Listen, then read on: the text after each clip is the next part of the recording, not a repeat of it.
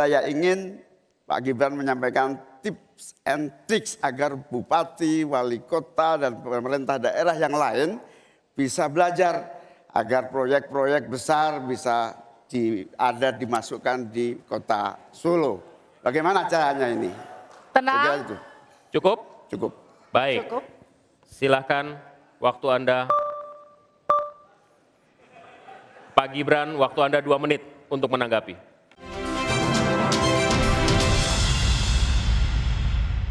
Interaksi antara 3 dan 1 sudah selesai, sekarang giliran interaksi antara 1 dan 2. Pak Muhaimin silahkan bertanya kepada Pak Gibran dan kemudian akan ditanggapi. Waktu Anda 1 menit untuk bertanya. Terima kasih Pak Gibran. Pak Gibran ini telah berhasil menjadi wali kota sekaligus pengusaha yang sukses. Bahkan berbagai proyek-proyek besar telah berhasil dibangun di Solo. Ini menjadi prestasi, tetapi kita ingin prestasi ini ditularkan kepada yang lain. Saya ingin Pak Gibran menyampaikan tips and tricks agar bupati, wali kota, dan pemerintah daerah yang lain bisa belajar agar proyek-proyek besar bisa dimasukkan di kota Solo. Bagaimana caranya ini? Tenang. Itu. Cukup? Cukup. Baik. Cukup. Silahkan waktu Anda. Pak Gibran, waktu Anda 2 menit untuk menanggapi. Baik, Gus Muhaimin, saya jelaskan ya. Sekarang Indonesia itu sudah memulai yang namanya pemerataan pembangunan. Yang dibangun bukan hanya Solo saja. 53% investasi kita sudah ada di luar Jawa. Kalau kita pengen fair ya Gus,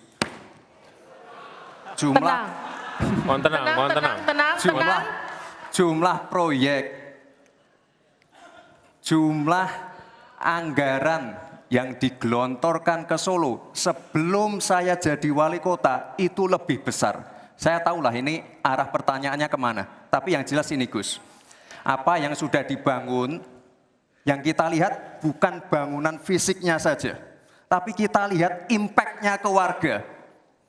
Bangun masjid menggunakan CSR dari Abu Dhabi, impact-nya apa? UMKM kita sekarang melesat, wisata kita melesat. Kemarin waktu Idul Fitri, kunjungan wisatawan ke Solo melebihi Jogja, itu impact-nya. Lalu kita lihat, kita punya kebun binatang Solo Safari, tidak pakai APBN. Masjid tidak pakai APBN. Tapi impact-nya apa? Impact-nya ke masyarakat. Jadi yang kita lihat ini Gus, tidak perlu tendensius seperti itu. Kita lihat impact-nya ke warga seperti apa? UMKM meningkat, kesejahteraan meningkat, lapangan pekerjaan terbuka. Itu yang kita lihat Gus. Jadi tidak melihat, oh ini dia anak emaskan. Enggak. Pemerataan pembangunan itu sudah terjadi di mana-mana, bukan hanya di Solo. Dan itu fakta loh Gus, proyek di Solo sebelum saya menjabat itu lebih banyak. Fakta itu.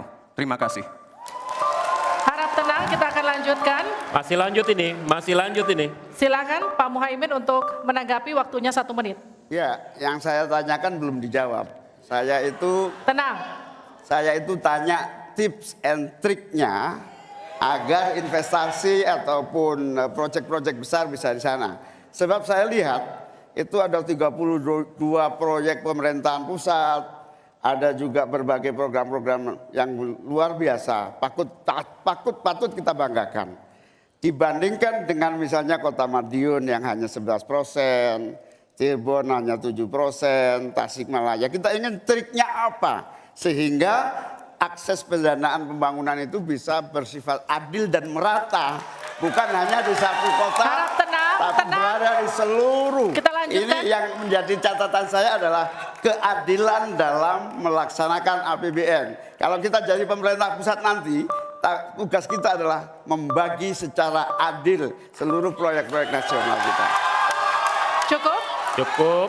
Silakan Pak Gibran untuk menanggapi. Waktunya 1 menit, silakan. Mohon tenang. Baik Gus, saya jawab lagi. Sebelum ada proyek dari pusat masuk, kita ya, para wali kota ya, harus menyiapkan yang namanya readiness kriteria. Kalau nggak ada itu, nggak mungkin proyek itu masuk. 2, kita sebagai wali kota harus menyiapkan hal-hal non-teknis, relokasi, nego dengan warga-warga, bantaran sungai, bantaran rel kereta api. Itu Gus, 1.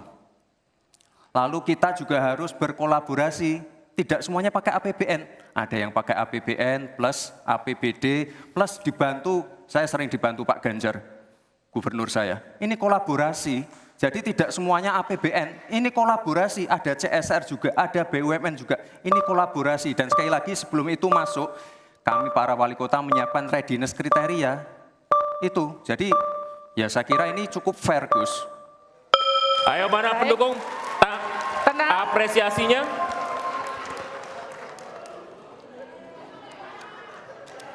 Kita berikan apresiasi untuk seluruh calon wakil presiden malam hari ini.